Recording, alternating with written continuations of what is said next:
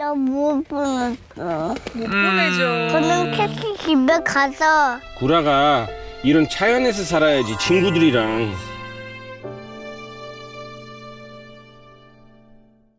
지난 6월 2일에 방영된 슈퍼맨이 돌아왔다 280화에서는 공교롭게도 2명의 아이들이 맞이한 이별의 순간들이 담겨 있었습니다. 샘 해밍턴의 아들 윌리엄은 올챙이 시절부터 자신이 기르던 개구리에게 개구라라는 이름까지 붙여주고 자신의 친구라고 말할 정도로 굉장히 애틋하게 생각해 왔었는데요. 그러나 개구리가 집에서 탈출하는 사건이 발생하자 샘은 윌리엄에게 개구리를 자연으로 놓아주자고 말합니다. 그렇게 윌리엄은 자신의 친구 개구라와 눈물겨운 이별의 순간을 맞이하죠.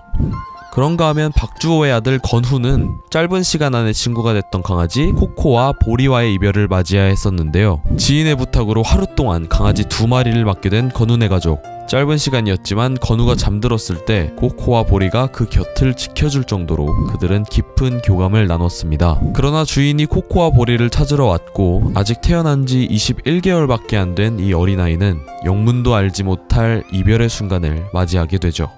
제가 이 두 에피소드를 보고 생각난 영화는 바로 토이스토리 시리즈였습니다. 15년에 걸친 토이스토리 시리즈가 우리에게 가져다준 메시지의 위대함은 비로소 3편이 돼서야 완성이 됐죠. 1995년, 이 장대한 역사의 시작이 된 해는 바로 영화라는 매체가 시작된 지 정확히 100년이 되었던 해. 그리고 그 시기는 디지털 장편 애니메이션의 효시가 된 토이스토리가 탄생한 해이기도 합니다. 그렇게 이 영화는 영화사의 한 세기와 작별하고 또 새로운 세기의 시작이 되었죠. 그로부터 15년이 지나 2010년이 돼서야 다시 돌아온 세 번째 토이스토리 이야기는 어쩌면 1995년 당시 꼬맹이였던 관객들에게 바치는 다락이 먼지가 옅게 쌓인 추억의 선물 같은 존재였습니다. 1편에서 앤디를 연기했던 꼬맹이 존 모리스는 어느새 어엿한 청년이 되어 굵직한 목소리를 내고 있었고, 우디와 버즈를 연기한 톰 행크스와 팀 알렌도 이제 어느새 주름살이 훨씬 늘어난 50대 아저씨가 되었죠. 그리고 앤디처럼 우리 각자의 장난감들의 목소리를 연기하던 우리도 이제 웬만한 애니메이션은 팔짱을 끼고 콧잔등을 긁으며 보는 덩치 큰 관객이 되어버렸습니다. 이 지점을 정확히 파악한 토이스토리 3는 완고하던 우리의 팔짱을 어느새 무장해제하고 촉촉해진 눈가를 훔치게 만드는 그런 위대한 영화라고 생각합니다.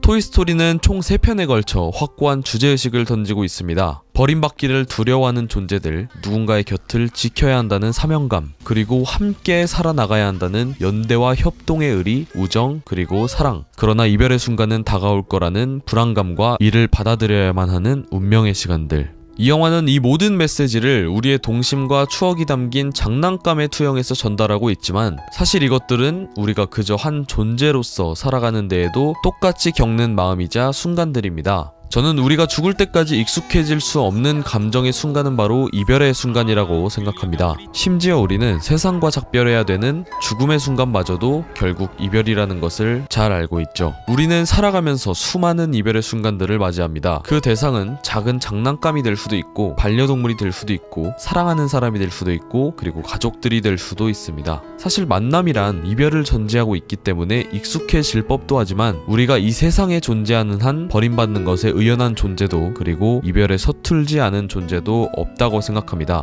오랜 시간 우리와 함께했던 반려동물은 자신이 가족과 세상을 떠나게 될 시점을 대충 알고 있다고 합니다. 제 지인과 15년 넘게 함께했던 한 반려견은 시름시름 앓던 어느 날 홀로 집을 떠나 어디론가 사라졌다고 합니다. 아마 이별의 순간을 예감한 존재가 자신의 고통을 오랜 시간 함께했던 가족들에게 보여주고 싶지 않았던 게 아닐까. 작별 인사조차 하지 못하고 말이죠. 그러나 결국 멀리 가지 못한 채 집 밖 구석자리에서 쓸쓸히 무지개 다리를 건넜다는 소식을 들었을 때 저는 그 슬픔을 이루 말할 수가 없었습니다. 저에게도 미처 작별 인사조차 제대로 하지 못한 채 떠나보낸 경험들이 있습니다. 한때는 서툴기만 했던 내가 과연 상대에게 조금이라도 좋은 상대였을지 끊임없는 물음을 되뇌인 적도 있죠. 그런 우리에게 토이스토리 3는 가장 성숙하고 멋진 이별의 순간을 보여줍니다. 오랜 시간 함께한 장난감들에게 앤디는 라며 마지막 작별 인사를 건네고, 우디는 그런 멀어져가는 앤디를 향해 이렇게 말하죠.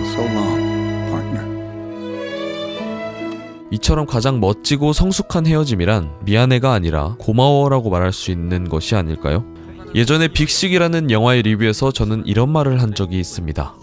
이 세상에 좋은 헤어짐이란 없다지만 그래도 사랑하는 사람 사이에서 가장 덜 나쁜 헤어짐이란 이런 모습이 아닐까요? 여전히 상대에게 화는 나 있지만 그래도 행복을 빌어주며 다만 다정히 안아주면 안 되는 것. 헤어짐이란 어쩌면 언제 어떻게 다시 만날지 모름을 전제하고 있기 때문이죠.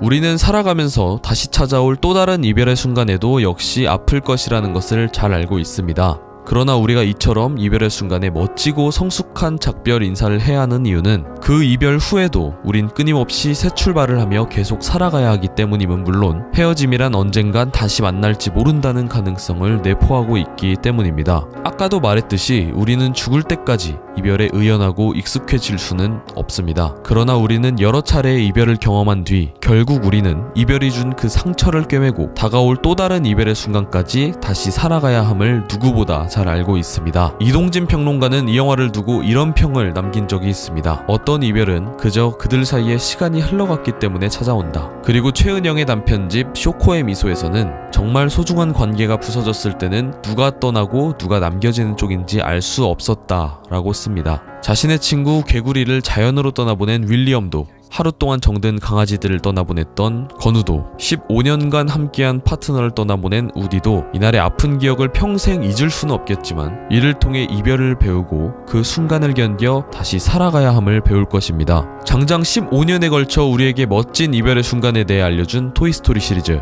다가오는 6월 20일 개봉하는 토이스토리4가 저에게 유독 기대되는 이유는 이별 후 새 출발을 하게 될 장난감 친구들의 모습은 물론 어쩌면 그 새 출발과 함께 살아가다가 우연히 앤디와 우디가 다시 만나게 되는 그 재회의 순간을 우리가 보게 될지도 모른다는 작은 소망감 때문이 아닐까요?